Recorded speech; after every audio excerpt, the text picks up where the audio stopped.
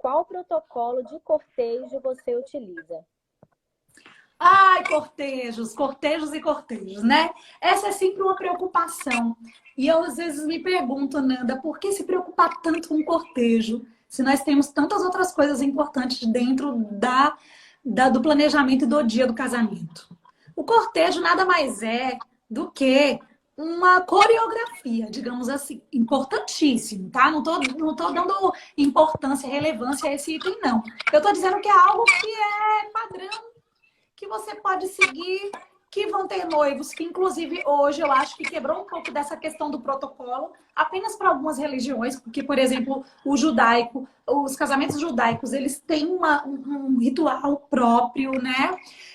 Então, assim, o casamento da igreja, o casamento na praia, isso muda muito. Imagina, o cortejo hoje, que eu mais, às vezes, Ana, avalio e me preocupo em perguntar, todos os noivos eu pergunto, como você imaginou o seu cortejo? E ele vai ficar à vontade de me dizer, olha, então, meu pai já é falecido e aí eu tô sem saber com quem eu entro. Mas eu não queria entrar sozinha. E aí a gente vai fazer um estudo familiar ou afetivo ou entender como que seria a entrada dessa noiva. Então esse é um ponto. Por isso que a gente não pode criar protocolo. Óbvio, se for aquela noiva tradicional, clássica, que vai dizer, olha, eu quero primeiro entrando padrinhos, perdão, primeiro noivo, depois padrinhos, entendeu? Seguindo toda aquela sequência de noivo, os pais, padrinhos, crianças e depois vem a noiva. Bom, depois a entrada das alianças. Esse é o básico. Aqui, por exemplo, como os nossos cortejos na praia, a nossa nave, toda a parte da cerimônia é muito pequena, não dá para fazer nada extenso, as noivas gostam e a gente concorda com isso, de que o noivo entre depois dos padrinhos, porque ele vai ser recebido, porque aqueles bancos que ficam ali é apenas para padrinhos, os convidados ficam na sua maioria em pé. Então, imagina, ele entra na foto, todo o cortejo com aquilo tudo vazio. Então, a gente prefere colocar, no primeiro momento, a entrada dos pais e dos padrinhos, para depois a gente fazer a entrada do noivo. Isso é muito legal. Então, eu volto a dizer, é uma coreografia, né? Eu não perco tempo com ensaios, não faço mais isso, acho desnecessário. Os padrinhos agradecem, porque eles ficam apreensivos, mas você consegue, no dia do casamento, ou no dia não, perdão, na véspera, na semana do casamento, pedir aos noivos que ele coloque no grupo dos padrinhos e pais, que monte esse grupo e te inclua, e você passa as informações por ali. E sabe o que é legal? Você prepara a sua equipe para isso. Coloca uma menina na frente que faz o recebimento desse cortejo e ela que vai direcionar com gestos. Você vai ficar lá na entrada, liderando o cortejo, alguém na música e os rádios comunicadores funcionando. Esse é o momento que eu digo, não poupe rádio comunicador. Se você entendeu que alguém não está te ouvindo e você está falando e não está ouvindo, ou se você ficou muito tempo sem ouvir alguma das meninas, o olhar, a atenção, olha, é fundamental. Está atento a todos os detalhes. A equipe que está ali na entrada do cortejo é importantíssimo. Esse é o meu protocolo. Ter a minha equipe muito bem preparada para qualquer situação de falha na comunicação. E aí é onde entra a gente ter os rádios extras. Então, mesmo que as meninas estejam cada um com seu rádio, todas têm sempre rádios extras próximas do ponto onde elas estão. Porque não funcionou, troca o rádio e tenta falar.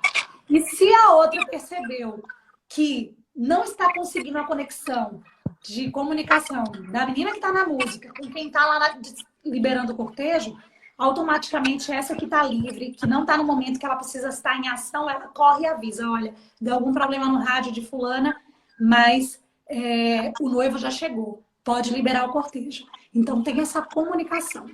E aí você libera esses padrinhos do protocolo de ter que ensaiar. Criança, gente, ensaiar criança. Pelo amor de Deus, criança é no tempo deles. Não adianta, vai chegar, você vai fazer 10 mil vezes ensaio, e aí na hora que chegar a entrada das crianças, você vai ver aquele tanto a criança vê aquele tanto de gente, e ela se inibe mesmo, ela volta, é no tempo dela. Às vezes os pais me perguntam, né? E aí, você acha que ele vai entrar? Eu falo, nossa, estamos confiantes que ele vai entrar. Vamos fazer de tudo. Mas, de qualquer forma, mãe, o importante é que ele está aqui vivendo esse momento. Você vai poder fazer o registro dela vestidinha, enfim. E aí é o ponto que a gente utiliza também. A equipe bem preparada. As minhas meninas, elas brincam com as crianças. Eu tenho uma menina, quando é um cortejo com muitas crianças, e fica à disposição para cuidar dessas crianças. Então, a gente apresenta um mundo lúdico para elas. A gente conta historinha, diz que vai estar a princesa, que o tio é o príncipe esperando a princesa, e que a gente tem que ir lá na frente mandar o recado pro príncipe que a princesa tá chegando. Gente, é história, é conto, e criança gosta disso.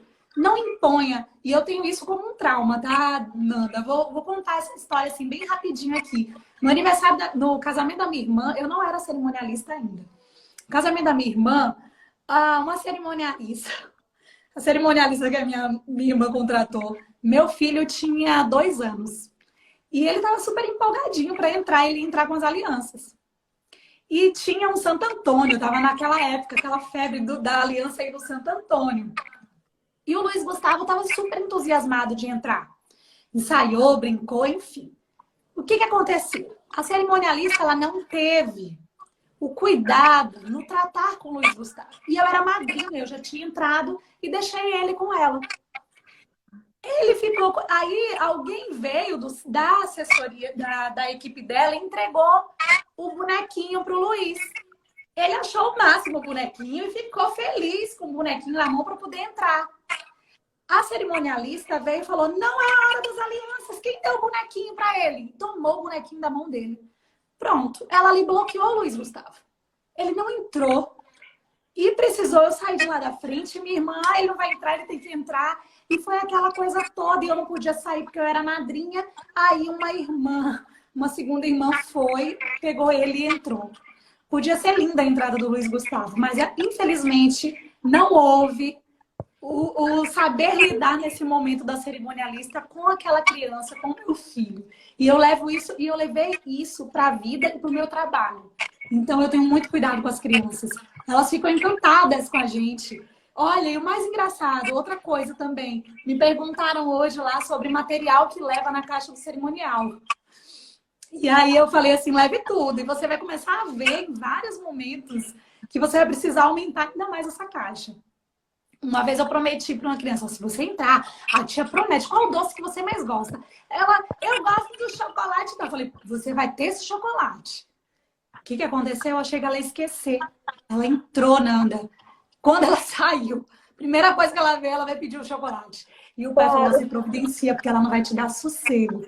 Então, assim, eu fui, providenciei, foi super engraçado. E a partir disso, a gente passou a ter sempre um docinho, alguma coisa ali para ofertar para essas crianças e elas entrarem. Então, eu digo para vocês, não se prendam ao protocolo, a não ser que seja uma exigência dos noivos. E aí, a gente tem vários modelos que vocês podem seguir. Tem o cortejo americano, tem o cortejo judaico, tem o cristão. E a gente pode seguir esses modelos. Que são modelos tradicionais, mas deixe também a sua noiva à vontade, né, de te dizer como ela pensou, como ela sonhou, e aí você vai adaptando esse cortejo e personalizando ele para sua noiva. Ela vai ficar muito mais feliz do que você impor que ela tem que seguir protocolos de cerimonial, que eu não acho legal. A Ellen, ela até comentou aqui, ó, Ellen Rocha, cerimonial. No caso, as suas noivinhas entram do lado direito do pai ou do esquerdo? Boa. Eu sigo essa regrinha porque eu percebo que os nossos colegas observam tanto isso que a gente não quer errar, né? E também por uma questão de você memorizar. Eu acho que é muito mais para que se crie um roteiro, né? Então, eu sempre falo para os padrinhos, olha, não vamos seguir regrinhas aqui de cerimonial, mas vamos sim aprender, vamos assim aprender, não vamos seguir regras de cerimonial, mas vamos seguir alguns pontos que eu acho tão bonito da história do casamento. E aí eu conto a história da entrada da noiva do lado direito e todas as mulheres do lado esquerdo. A família do noivo, até para a localização da minha atendente, que está lá na frente, para receber o cortejo. Então, padrinhos do noivo, lado direito, Padrinhos da noiva, lado esquerdo, da noiva, lado esquerdo. A noiva entra do direito e eu já explico para ela lá antes. Olha, chegando lá, você dá uma paradinha antes de se aproximar do noivo. Eu aviso ao noivo que ele que vai se aproximar do pai e da noiva, cumprimentar esse pai e digo para ela, enquanto eles estão fazendo o cumprimento, você disfarçadamente vai para o lado contrário. É a única coisa que eu explico para que ela esteja atenta. Então, a noiva entrou, lado direito, chegou lá no altar e você sabe que isso tudo também, gente, esses roteiros foram formados como uma forma de ficar harmonioso, tá? Eu acho bonito também quando a gente segue certinho, porque fica harmonioso. Então, o que que acontece? Essa mãe que tá ali aguardando, ela vem para o encontro do pai. Então é bonito, fica legal esse momento. E o noivo que tá com a mãe, ele se despede da mãe, encontra com a noiva, certo? Com o pai da noiva, cumprimenta, a noiva passa para o lado direito e o pai vai para o lado da mãe ou de quem estiver representando essa mãe lá no altar. Eu sigo sim. Se você olhar todas as minhas fotos, a minha noiva vai estar sempre do lado direito, do lado esquerdo, mas ela entrou do lado direito. Fica bonito. Mas é isso. Nada mais do que o belo e o harmonioso. Mas não achem que isso tem que ser regra. Agora, quando você coloca essas regrinhas, é bom porque sua equipe já fica preparada para isso. Não é bom também ficar inventando muita coisa, não. Ah, hoje vamos fazer diferente, hoje vamos mudar. Não. As regras são feitas para isso, para que a gente tenha diretrizes, saiba como seguir, o que fazer.